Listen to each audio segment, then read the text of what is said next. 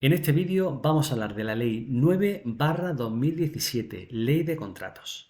Es el vídeo número 3 de una serie de vídeos que te van a facilitar el estudio de esta ley. En el vídeo número 1 estuvimos hablando de recursos especiales en materia de contratación. En el vídeo número 2 estuvimos hablando de la clasificación de los contratos.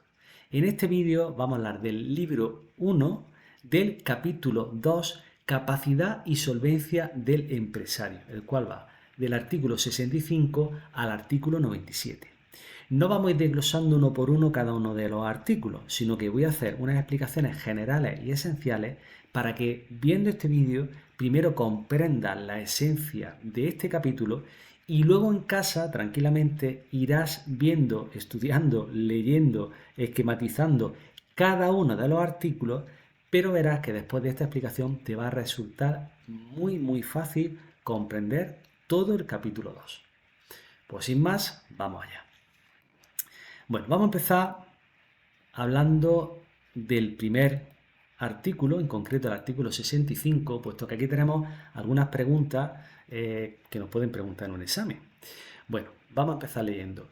Solo podrán contratar con el sector público las personas naturales o jurídicas españolas o extranjeras que reúnan los requisitos siguientes. Y no habla, tenga capacidad de obrar, no esté incursa en alguna prohibición de contratar, acrediten su solvencia económica, financiera, técnica, profesional, cuenten con la habilitación empresarial o profesional que en su caso sea exigible para la realización de las prestaciones objeto del contrato. Bueno, ¿qué es lo que tenemos que saber aquí? Lo primero que nos llama la atención. Primera pregunta de examen que nos encontramos es: ¿quién podrá contratar con el sector público? Las personas naturales o jurídicas, es lo que nos dice la ley. ¿Qué es una persona natural? Pues una persona natural, eso no te lo va a preguntar en el examen, pero bueno, para que luego nos acordemos, una persona natural, por ejemplo, es un autónomo. ¿Y persona jurídica a qué se refiere? A empresa. Entonces aquí te refiere a que tanto personas naturales o jurídicas españolas o extranjeras. Ahora después veremos también que hay diferentes empresas extranjeras. Esto también es importante entenderlo. Por lo tanto, aquí tenemos la primera pregunta de examen. ¿Quién podría contratar con el sector público? Personas naturales o jurídicas. Bueno, los siguientes artículos, artículo 66, en casa tranquilamente lo leemos, artículo 67, en casa tranquilamente lo leemos, artículo 68, en casa lo leemos, y nos vamos a explicar el artículo 69, uniones de empresarios. En este caso te voy a dar una explicación que no solo es de este artículo, sino que te va a servir para comprender los artículos anteriores, que luego tú en casa tranquilamente leerás y trabajarás, y artículos posteriores que también leerás y trabajarás. Pero con esta explicación lo vas a ver súper fácil cuando empieces a trabajarlo. Bueno, lo primero que tenemos que saber es que en este capítulo se va a hablar mucho de solvencia y de clasificación. Entonces, parece que son como dos cosas diferentes, pero una se basa en la otra. Vamos por partes. Que nos suene solvencia y clasificación. Y luego, por otro lado, tenemos que saber que las empresas, los empresarios, se pueden presentar a una licitación pues, de forma particular con su empresa o formando uniones de empresarios. Ahora bien, tenemos diferentes tipos de empresas. Tenemos empresas que son nacionales, que son españolas. Luego tenemos otras empresas que son extranjeras, que son de la Unión Europea o pertenecen al espacio económico europeo, y empresas que son extranjeras que no son de la Unión Europea ni pertenecen al espacio económico europeo. Tres tipos de empresas: españolas, extranjeras pero que pertenecen a la Unión Europea o espacio económico europeo, y extranjeras que no son de la Unión Europea ni pertenecen al espacio económico europeo. Vale, pues entonces, ¿qué es lo que sucede? Pues que a la empresa se le va a exigir en ciertos contratos, se le va a exigir que estén clasificadas, y ahora veremos qué es lo que es la clasificación y cómo se adquiere, y en otros contratos que simplemente se va a exigir la solvencia que no es solvencia solo económica, sino solvencia profesional, solvencia técnica, solvencia económica, por supuesto, financiera, técnica, económica, profesional. ¿Vale? Eso es la solvencia. Y la clasificación se basa en la solvencia. Nos van a clasificar según nuestra solvencia. ¿Quién nos va a clasificar? Pues ahora después también lo veremos en otros artículos que van a ir sucediéndose. Entonces ahora mismo vamos a quedarnos con que la unión de empresarios pues pueden ser varias empresas y esas empresas pueden ser nacionales o de la Unión Europea o no de la Unión Europea o del Espacio Económico Europeo. Vale, pues vamos a fijarnos en lo siguiente. En el caso de que sea un contrato que se exija la clasificación, y ahora pues veremos qué contratos son esos, pues deberá acreditar su clasificación las empresas nacionales y las empresas que no pertenezcan a la Unión Europea ni al Espacio Económico Europeo. Sin embargo, a las empresas que son de la Unión Europea o pertenecen al Espacio Económico Europeo, deberá acreditar solo la solvencia. Aquí es un poco, no, ¿qué está pasando aquí? Si en teoría, ¿por qué a una le exigen solo la solvencia y a otra la clasificación? Pues muy sencillo, esto tiene una explicación. Obviamente, según la ley de contratos, una empresa española con unos requisitos que ahora después veremos, con un tipo de contrato, nos van a pedir clasificarnos. Si somos una empresa extranjera, que no somos de la Unión Europea y estamos por fuera, lo más seguro es que en los pliegos de la licitación una de las exigencias sea que esa empresa tenga sucursal en el territorio nacional. Entonces, si tiene sucursal en nuestro territorio nacional, pues posiblemente también nos vayan a exigir esa clasificación. Entonces, esa es la explicación de por qué las empresas extranjeras que no son de la Unión Europea, en el caso de ser exigible la clasificación, se la van a exigir al igual que la empresa española, porque lo más seguro es que tengan sucursal aquí en nuestro país, ¿vale? Y las empresas que son de la Unión Europea o son del espacio europeo, solo la solvencia, cuando concurren en unión. También ocurrirá, como ahora después veremos, que más adelante nos habla de los artículos cuando concurren ellas solas. Pues pasa exactamente igual. Si concurren ellas solas, a las empresas europeas le van a exigir solvencia y a las empresas extranjeras que no sean de la Unión Europea, pues le van a exigir la clasificación, al igual que a las nacionales. Seguimos avanzando. Bueno, condiciones especiales de compatibilidad, lo leemos tranquilamente en casa. Prohibición de contratar, lo leemos en casa tranquilamente. Y aquí tenemos una serie de ítems que, bueno, no tenemos que saber de memoria, pero tenemos que saber pues, que hay en ciertas circunstancias que una empresa no va a poder optar a esas licitaciones, a esos contratos con el sector público. Pues ahí tenemos específicamente pues, ciertos ítems en el cual nos vais explicando pues, precisamente esa prohibición de contratar. Lo leemos en casa tranquilamente. No hay nada ahí que tengamos que explicar que sea un poco más difícil de comprender. Vamos a seguir avanzando porque ahora sí viene otra pregunta de examen. Bueno, en el artículo 72, pregunta de examen, duración de la prohibición de contratar. Ya hemos visto en el artículo 71 que algunas veces las empresas pues no pueden contratar, tienen prohibido contratar. Y esa prohibición puede ser por una sentencia penal firme o no, simplemente es una prohibición de contratar. Pues si es por una sentencia penal firme, ¿cuánto va a durar la prohibición de contratar? Pues lo que diga la sentencia penal firme. Si la sentencia penal firme dice 8 años, pues 8 años. Pero puede ser que tengamos una sentencia penal firme y no digan nada. Entonces, si no dice nada, no puede superar 5 años esa prohibición. Y ahora nos dice el artículo que para el resto de casos no podrá exceder de 3 años. Por lo tanto, en este artículo 72, muy importante, tenemos que tener en cuenta 3 fechas y 2 circunstancias. Que tengamos sentencia penal firme, pues lo que diga la sentencia. Esa es la primera duración que tenemos que aprender. ¿Tenemos sentencia penal firme y la sentencia no dice nada? Pues entonces, como máximo, 5 años. No hay sentencia penal firme, pero tenemos prohibición de contratar, como máximo 3 años. Vale, seguimos avanzando. En la subsección 3 nos habla de la solvencia y como nosotros ya sabemos, la solvencia siempre nos la van a exigir en un contrato, siempre la solvencia, y solo en algunos casos nos van a exigir la clasificación. Entonces, aquí nos está hablando, en el artículo 74, exigencia de solvencia. En el artículo 75, integración de la solvencia con medios externos. Muy sencillito este artículo, lo leemos tranquilamente en casa. Vamos a quedarnos con que la solvencia no es solo solvencia económica, sino es solvencia económica, financiera, profesional y técnica. Cuando hablamos de solvencia nos referimos a eso, económica, financiera, profesional y técnica. Bueno, clasificación de las empresas. ¿Esto de la clasificación qué es? Vamos a ver, hemos dicho que la clasificación se basa en la solvencia, ¿vale? Y entonces aquí nos dice exigencia y efectos de la clasificación, ¿vale?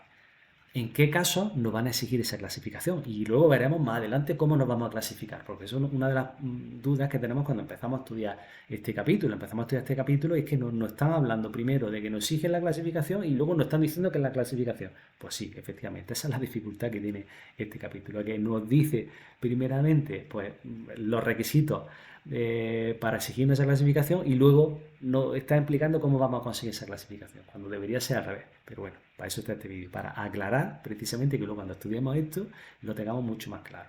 Entonces, por un lado, solvencia, por otro lado, clasificación. Solvencia siempre nos lo van a pedir, clasificación no siempre va a ser exigible, la clasificación se va a basar en la solvencia y ahora después veremos en el artículo 80 cómo nos vamos a clasificar o quién nos va a clasificar sería la forma más correcta de decirlo. Pero bueno, vamos a este artículo primero. Artículo 77, importante. Voy a ampliarlo un poquito, ¿vale? Para que lo veáis también en pantalla y yo poder leerlo. Bueno, artículo 77. Exigencia y efectos de la clasificación. Nos dice: la clasificación de los empresarios como contratistas de obra, de los poderes adjudicadores, contratistas de servicios, nos está diciendo que va a ser exigible contrato de obra, contrato de servicios. De los poderes adjudicadores será exigible y surtirá efectos para la acreditación de su solvencia para contratar en los siguientes casos y términos. Vale. Nos va a exigir la clasificación, que estamos clasificados, y ahora veremos cómo vamos a conseguir esa clasificación, en los siguientes casos. Contratos de obra cuyo valor estimado sea igual o superior a 500.000 euros. Entonces, en ese caso va a ser requisito indispensable. Pero ojo, va a haber una excepción que puede ser que no nos exijan ese requisito, ¿vale? Eso también lo tenemos que tener en cuenta. Ahora vamos a eso. Nos vamos a quedar en un principio que va a ser exigible la clasificación, ahí estamos en la pregunta de examen, un contrato de obra igual o superior a 500.000 euros. Vale, seguimos. Para los contratos de servicio, la clasificación del empresario no será exigible. Aquí tenemos dos preguntas de examen. Nos pueden preguntar, ¿para los contratos de servicio la clasificación del empresario será exigible? No será exigible para los contratos de servicio. Pero ojo, si bien la clasificación será uno de los modos de acreditar la solvencia. Esto nos lía un poco, vamos a ver, pues claro. Pues si la clasificación está basada en la solvencia, pues si estamos ya clasificados, no nos van a exigir la clasificación, pero el mero hecho de estar clasificados, pues va a ser un modo de acreditar la solvencia. Ya hemos dicho anteriormente que la solvencia siempre se va a exigir, siempre la tenemos que demostrar, la exigencia financiera, técnica y profesional. Y la clasificación se basa en esa solvencia. Vale, pues ya sabemos, contrato de obra, tenemos ya una cifra que tenemos que aprender que es medio millón de euros, 500.000 euros, igual o superior a esa cantidad nos van a exigir la clasificación. Los contratos de servicios no nos van a exigir la clasificación, pero sí es una forma de acreditar la solvencia, que siempre nos van a exigir. La clasificación no será exigible para los demás tipos de contratos. Ahora, aquí nos dice la clasificación será exigible al cesionario de un contrato en el caso de que se hubiera sido requerida al cedente. Pues al final, si yo cedo ese contrato a otra empresa y a mí me han pedido la clasificación, pues cuando yo ceda ese contrato a otra empresa, pues también le van a tener que pedir la clasificación. Pero aquí viene lo importante, aquí viene la pregunta del examen. Podrá efectuarse la necesidad de clasificación por Real Decreto. Entonces, por Real Decreto, esa exigencia en un contrato de obra superior a medio millón de euros, por Real Decreto, pues puede ser que se efectúe. Aquí tenemos dos preguntas de examen claras que tenemos que aprender. La cantidad, 500.000 euros, clasificación en contrato de obra, y la excepción podrá efectuarse la necesidad de clasificación por Real Decreto. Bueno, seguimos leyendo. Artículo 78, cuando lo leáis veréis que os suena de la explicación que hemos hecho cuando hablamos de la unión de empresarios. Seguimos avanzando y nos vamos a artículo 80. Acuerdo de clasificación.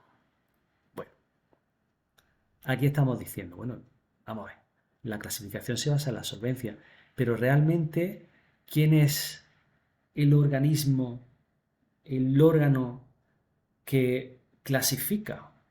Vale, pues el órgano que clasifica son las comisiones clasificadoras de la Junta Consultiva de Contratación Pública del Estado o los órganos equivalentes de las comunidades autónomas, porque la clasificación puede ser a nivel estatal a través de las comisiones clasificadoras de la Junta Consultiva de Contratación Pública del Estado, pero también esa clasificación puede ser de forma autonómica por el órgano equivalente. Y esto también tiene sus consecuencias. No sé si explicarla ahora o seguir avanzando un poco. Vamos a explicarla ahora. Y luego si seguimos avanzando lo vamos a ver mucho más claro. Vamos a ver. Una de las cosas que tenemos que tener en cuenta es que si yo estoy clasificado a nivel nacional, pues eso en cualquier comunidad autónoma va a tener efecto. Pero si estoy clasificado en una comunidad autónoma, solo va a surgir efecto en esa comunidad autónoma para los entes de esa comunidad autónoma. Entonces aquí tenemos pues esa primera diferenciación. Una clasificación a nivel nacional a través de las comisiones clasificadoras de la Junta Consultiva de Contratación Pública del Estado o una contratación, una clasificación autonómica por los órganos equivalentes de las comunidades autónomas. Vale.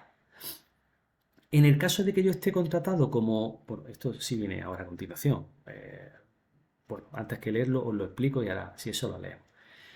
Si yo estoy clasificado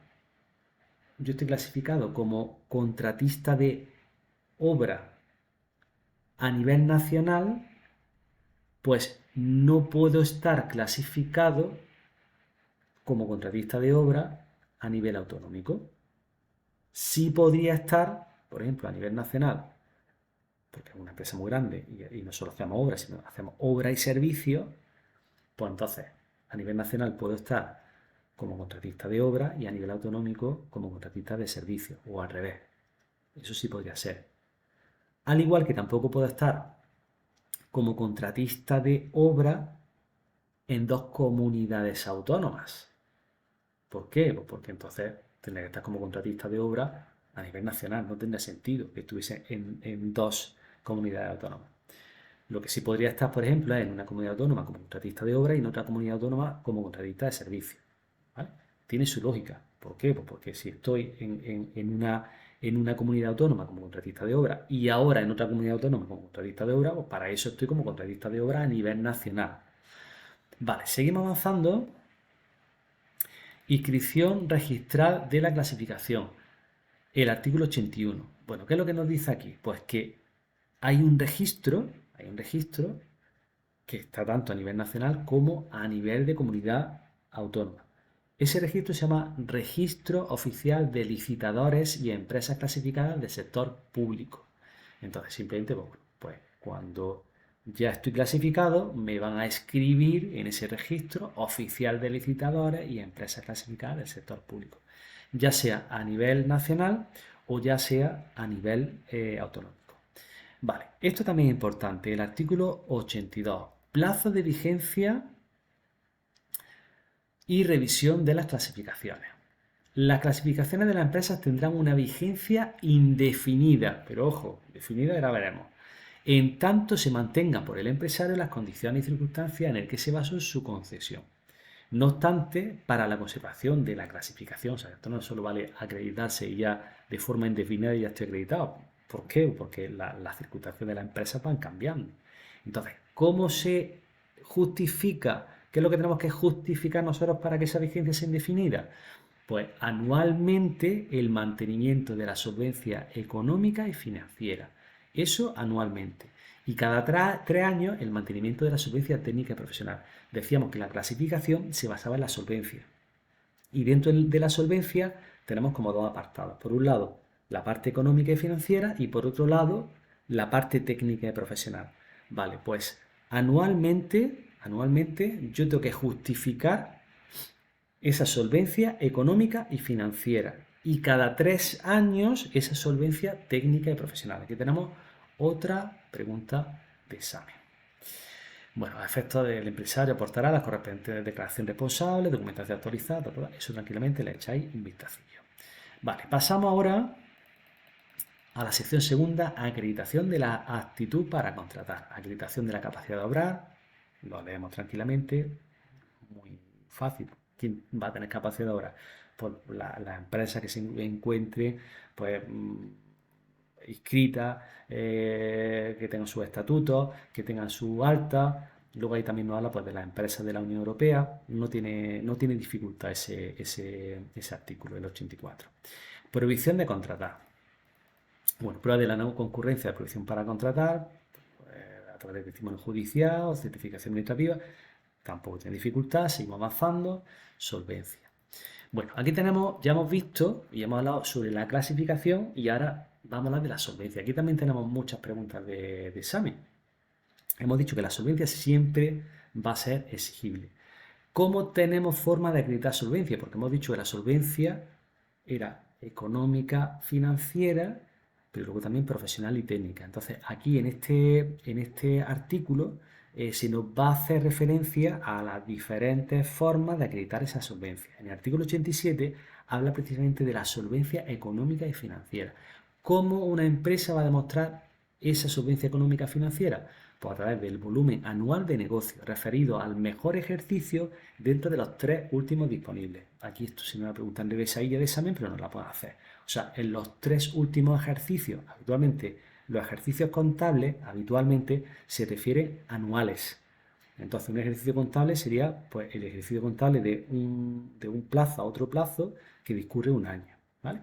Entonces, volumen anual de negocio referido al mejor ejercicio dentro de los 3 últimos disponibles. No vale presentar el mejor de hace 10 años, sino de los 3 últimos, el mejor.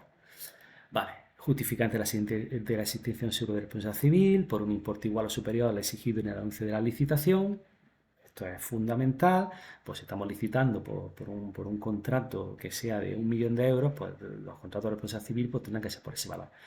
La acreditación documental se refiere mediante la aportación de los certificados documentales, eso tranquilamente en casa lo leemos. Vamos disparando solo, para que no se alargue mucho el vídeo, en las cosas más importantes, más significativas. Acreditación de la solvencia técnica en los contratos de obra. Aquí ya estamos hablando de los contratos de obra, no estamos hablando solo de la solvencia económica y financiera en general del artículo 87, sino que aquí el artículo 88 nos va a hablar de la solvencia técnica para un contratista de obra, en contratos de obra. Y entonces, para demostrar esa solvencia, pues hace falta una relación de obras ejecutadas en el curso de los últimos 5 años, avaladas por certificados de buena ejecución, cuando sea necesario para garantizar un nivel adecuado de competencia, Declaración indicativa del personal técnico de que disponga la empresa para la ejecución de la obra, títulos académicos profesionales, medidas de gestión ambiental, bueno, una serie de requisitos. Pero aquí lo importante y lo preguntable es la relación de obras ejecutadas en el curso de los últimos 5 años. Ahí está la pregunta de examen. Para acreditar solvencia técnica en contratos de obras, según el artículo 88, hace falta presentar la relación de obra ejecutada en el curso de los últimos 5 años. Vale, seguimos avanzando. Artículo 89 nos va a hablar de la acreditación para demostrar la solvencia técnica en los contratos de suministro. En los contratos de suministro estamos hablando ahora. Pues tenemos una serie de especificaciones, nos vamos a quedar solo con la primera, que nos dice la realización de los principales suministros realizados en los últimos 3 años. O sea, si vamos a hacer un contrato de suministro, hemos dicho que la solvencia siempre se va a tener que exigir, pues obviamente, pues, para demostrar esa solvencia técnica que tenemos frente a un contrato de suministro, pues tendremos que presentar la realización de los principales suministros realizados en los últimos 3 años. ¿Nos acordamos? Obra, 5 años. En suministro, 3 años. Seguimos, porque esto es muy sencillito. Acreditación de la solvencia técnico-profesional en los contratos de servicio. Realización de los principales servicios realizados en los últimos 3 años. Y luego, declaración indicativa del personal técnico para la ejecución del contrato, declaración de... Eso lo leemos, eso se va repitiendo. Siempre vamos a tener que presentar las medidas de gestión ambiental, la plantilla media anual, eso siempre. Aquí lo que difiere, donde nos van a preguntar, es sobre todo en esas especificaciones de cuántos años. Entonces nos acordamos, obras, 5 años. Servicio, 3 años. Perdón, suministro, 3 años. Servicio, que es donde estamos ahora, también 3 años. Vale. Y ahora, la acreditación de la solvencia técnica profesional en los restantes contratos, pues exactamente igual. Quiere decir, pues los restantes contratos lo mismo, 3 años. Conclusión. ¿Qué es lo que nos vamos a tener que aprender aquí en todo este apartado? Que parece que son muy liosos. Pues sobre todo, es que para acreditar la solvencia técnica en los contratos de obra, la realización de obra ejecutada en los últimos 5 años. Y los otros, los de suministros, los de servicios y el resto, pues la realización de los principales suministros o servicios, o el contrato que sea, en los últimos 3 años. Esta es un poco la diferenciación. ¿Vale? Bueno, y luego nos tenemos que acordar que para acreditar la solvencia económica y financiera, el volumen anual de negocio referido al mejor ejercicio dentro de los 3 últimos disponibles. Por lo tanto, aquí la clave está en aprenderse 5 y el resto 3. 5 en obra y el resto 3, de lo que sea. Ejercicio económico o 3 años en suministro o 3 años en servicio o en lo que nos pregunte. Bueno, y por último, la subsección 4, nada que destacar, prueba de la clasificación y de la actitud para contratar. Le echamos un vistacillo que no tiene dificultad. Bueno, en conclusión, en todo este capítulo, sobre todo, hemos hablado de solvencia, hemos hablado de clasificación, hemos hablado de empresas nacionales, de empresas extranjeras, hemos hablado de que existe esa prohibición de contratar, hemos hablado de la duración de esa prohibición de contratar, si es por una sentencia penal firme o no. En fin, varios aspectos que son muy importantes tenerlos súper claros para que, como decía al principio del vídeo, una vez que tú cojas el BOE, vaya artículo por artículo, verás que después de este vídeo muy cortito, no sé cuánto dura, 20 o 30 minutos, verás cómo lo tienes mucho más sencillo. Bueno, pues espero que te haya gustado este vídeo y nos vemos en el siguiente vídeo, que será el vídeo número 4.